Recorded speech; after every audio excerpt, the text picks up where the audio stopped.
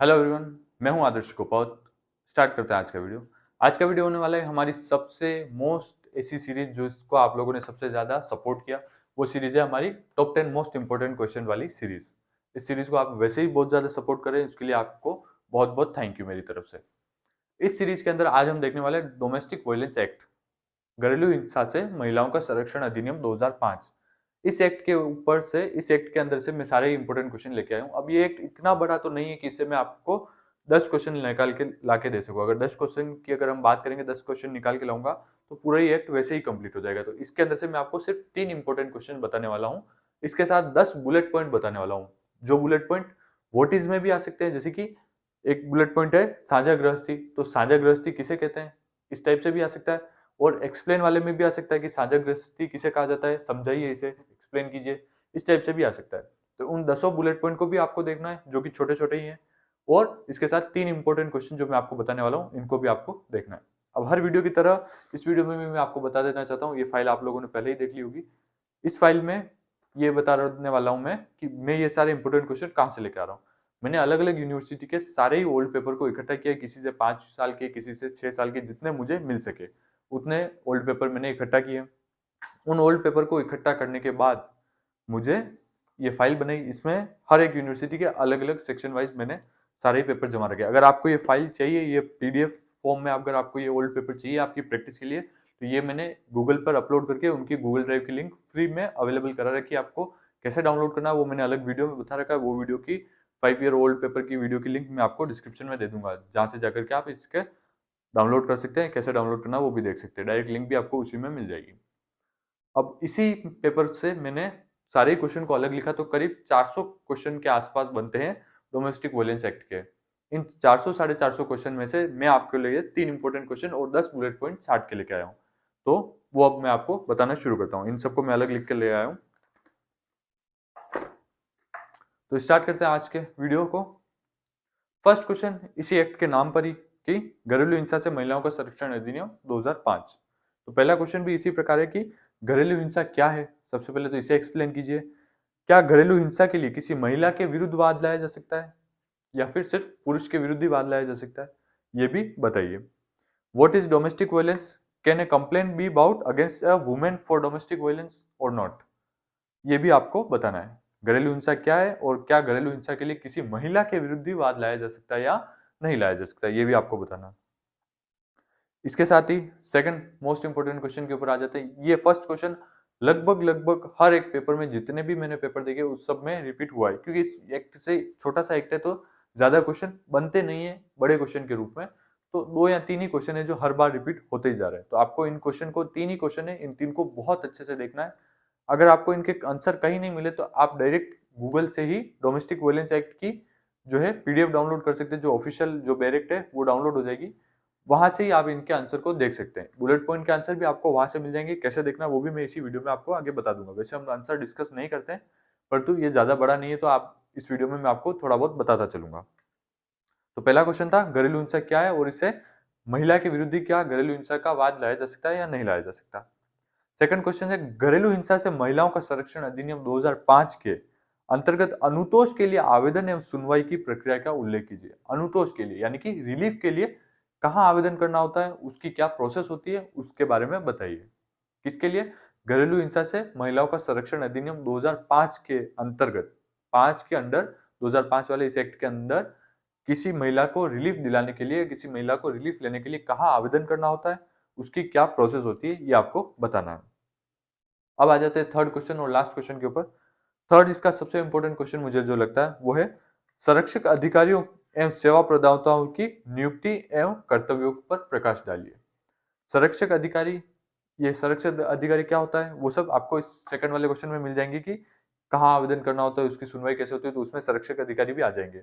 तो अब जो संरक्षक अधिकारी है वो संरक्षक अधिकारी एवं सेवा प्रदाताओं की नियुक्ति कैसे होती है, उनकी उनकी क्या क्या शक्तियां होती है और उनके क्या क्या कर्तव्य होते हैं। यानी कि संरक्षक अधिकारियों एवं सेवादाताओं की नियुक्ति, कर्तव्य और उनकी शक्तियों का विवरण करना है कि उनकी कैसे नियुक्ति होती है, क्या प्रोसेस होती है, उनके पास क्या क्या पावर होती है और उनके क्या क्या कर्तव्य होते हैं, इनको आपको बताना है।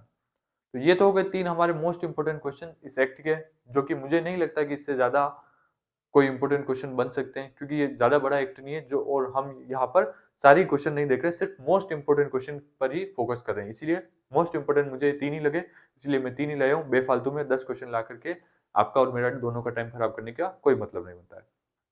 अब हम बात कर लेते हैं बुलेट पॉइंट्स के ऊपर, जिनके ऊपर मैं पहले आपको बता रहा था। मैं आपको यहाँ एक एक वर्ड और बताता जाऊंगा, कि सारे बुलेट पॉइंट बताता जाऊंगा। वो बुलेट पॉइंट कैसे भी आ सकते हैं, या तो शॉर्ट नोट्स के रूप में आ सकते हैं, या ऐसे आ सकते हैं कि इनको समझाइए, या ऐसा आ सकता है कि ये क्या होता है। तो किसी भी रूप में आ सकते हैं, आपका पेपर पैटर्न के ऊपर डिपेंड करता है ये, कि आपका पेपर पैटर्न, पेपर जो बनाने वाला है वो कैसे बनाता है, या आप अपने यूनिवर्सिटी के पुराने पेपर देख करके भी इसका अंदाजा लगा सकते हो। अब बात करते हैं बुलेट पॉइंट्स की। तो पहला है व्यथित व्यक्ति। व्यथित व्यक्ति किसे कहते हैं, व्यथित व्यक्ति कौन होता है? तो इसकी परिभाषा कहाँ थी? धारा 2 क में। मैं वैसे तो मैं इस पर वीडियो बना चुका हूँ, लेकिन अभी तक अपलोड हुई या नहीं हुई है वो आप देख लेना, अगर हो गई होगी तो मैं उसकी लिंक डिस्क्रिप्शन में दे दूंगा। तो व्यतीत व्यक्ति कौन होता है और किसे कहते हैं व्यतीत व्यक्ति, इसकी परिभाषा कहाँ थी? इसी एक्ट की धारा 2 में, धारा 2 क में इसकी परिभाषा थी। आप गूगल से डायरेक्ट डोमेस्टिक वायलेंस एक्ट की पीडीएफ डाउनलोड करके, डायरेक्ट डाउनलोड करके, मैं धारा जो आपको बताते जा रहा हूँ वहां जाकर के आप देख भी सकते हैं, तो आपको तुरंत ही मिल जाएगी, ज्यादा ढूंढना नहीं पड़ेगा। तो धारा 2 क में व्यथित व्यक्ति के बारे में बताया गया है, तो वो कौन होता है ये आपको पढ़ना है। सेकंड बुलेट पॉइंट है घरेलू नातेदारी। घरेलू नातेदारी के ऊपर भी आ सकता है, घरेलू नातेदारी भी इंपॉर्टेंट क्वेश्चन है। इसकी परिभाषा कहाँ है? धारा 2 च में। धारा 2 च में किसकी? घरेलू नातेदारी की।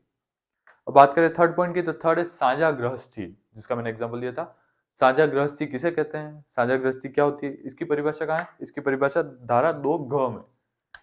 धारा 2 घ में घरेलू नातेदारी की कहाँ थी? घरेलू नातेदारी की थी 2 च में। और इससे पहले कौन सा पॉइंट पढ़ा था? इससे पहले पढ़ा था हमने व्यथित व्यक्ति। व्यथित व्यक्ति की है 2 क में। ये सारी धाराएं मैं यहाँ लिखता जा रहा हूं, आप इनको नोट डाउन अलग करते जाइए। इसके साथ अगले पॉइंट की बात करते हैं, फोर्थ पॉइंट की। तो फोर्थ पॉइंट है संरक्षक आदेश। संरक्षण आदेश क्या होता है? इसकी परिभाषा कहाँ दी गई है? तो ये क्या है? धारा 18 में, डोमेस्टिक वायलेंस एक्ट की धारा 18 में। अगर मैं कोई धारा गलत लिख दी है, मैं रिकॉल करके लिख रहा हूं, अगर कोई गलत लिख दिया तो आप मुझे कमेंट में सही कीजिए। इसके बाद अगला पॉइंट है निवास आदेश। निवास आदेश की परिभाषा कहाँ थी? 18 के ही आगे थी, 19 में। निवास आदेश क्या होता है और निवास आदेश किसे कहते हैं, एक्सप्लेन कीजिए। इसकी इसी एक्ट में धारा 19 में इसकी परिभाषा थी। अब अगले पॉइंट की बात करते हैं। अगला पॉइंट है आर्थिक या अनुतोष। आर्थिक अनुतोष किसे कहते हैं? आर्थिक अनुतोष क्या होता है, कितना अनुतोष दिया जाता है, इसके बारे में भी आपको थोड़ा बहुत पढ़ना है और उसके बारे में लिखना है। इसकी परिभाषा कहाँ थी? इसकी परिभाषा इसी के आगे थी, धारा 20 में थी। निवास आदेश के आगे थी आर्थिक अनुतोष की परिभाषा। अब बात करते हैं आगे की। अगला पॉइंट है अभिरक्षा आदेश। आर्थिक आदेश, उसके बाद था अभिरक्षा आदेश। आर्थिक आदेश के बाद ही अभिरक्षा आदेश था, और वो था धारा 21 में। अगले पॉइंट की बात करें तो प्रतिकरण आदेश। प्रतिकरण आदेश किसे कहते हैं? इसकी परिभाषा कहाँ थी? इसी के आगे धारा 22 में। यानी कि धारा 18 से लगा करके धारा 22 तक आप पढ़ लीजिए, और धारा 2 के जितने भी सब सेक्शन है उनको भी पढ़ते जाइए, तो आपको ज्यादातर बुलेट पॉइंट कवर हो जाएंगे। आपको सिर्फ 2 ही पढ़ना है, एक तो धारा 2 के सारे सब सेक्शन पढ़ना है, उनमें हर एक वर्ड की परिभाषा दी गई, ये सबसे इंपॉर्टेंट है, सबसे ज्यादा तो ये पूछे जाते हैं। उसके बाद ये वाले पूछे जाते हैं, धारा 18 से लगा करके धारा 22 तक वाले। अब आ जाते हैं अगले बुलेट पॉइंट के ऊपर। अगला बुलेट पॉइंट है प्रसंज्ञान किसे कहते हैं? प्रसंज्ञान की परिभाषा लगभग धारा 32 में दी गई है। एक बार और आप चेक कर लीजिएगा, क्रॉस चेक। धारा 32 में प्रसंज्ञान की परिभाषा दी गई है। अगले पॉइंट की बात करें, अगला पॉइंट है शास्ति किसे कहते हैं? शास्ति में कंफ्यूजन क्रिएट होता है, क्योंकि एक ऐसा ही वर्ड और है, तो वो भी आपको ध्यान रखना है। और सबसे इंपॉर्टेंट जो है, सबसे ज्यादा रिपीट हुआ, वो है शास्ति। शास्ति का क्या होता है, किसे कहते हैं? इसकी परिभाषा धारा 21 में दी गई है, 31 में दी गई है, सॉरी। इसके बाद लास्ट क्वेश्चन है अपील। अपील किसे कहते हैं? अपील क्या होता है? इसकी परिभाषा धारा 29 में दी गई है। तो ये सारी धाराएं मैंने आप लोगों के लिए बोर्ड पे लिख दी है। इन सबको आपको चाहें तो आप डायरेक्ट डोमेस्टिक वायलेंस की डायरेक्ट जो ऑनलाइन पीडीएफ अवेलेबल होता है उसी को डाउनलोड करके हिंदी या इंग्लिश दोनों लैंग्वेज में देख सकते हैं। तो सबसे पहले आपको देखना है धारा 2 के सारे ही सब सेक्शन जो सबसे इंपॉर्टेंट मुझे लगते हैं वो यही है, धारा 2। इसको आपको सबसे अच्छे से देखना है। उसके बाद 18 से लगा करके 22 तक, और उसके बाद ये 30, 31, 32 और 29, इन सबको आपको अच्छे से देखना है। ये वीडियो आपको कैसा लगा मुझे कमेंट करके बताइए। नेक्स्ट किस सब्जेक्ट के ऊपर आप वीडियो चाहते हैं ये भी मुझे कमेंट करके बताइए, ताकि मैं जल्द से जल्द आप लोगों के लिए वीडियो लेके आऊँ। और इतना सारा सपोर्ट दिखाने के लिए बहुत बहुत थैंक यू। वेलकम।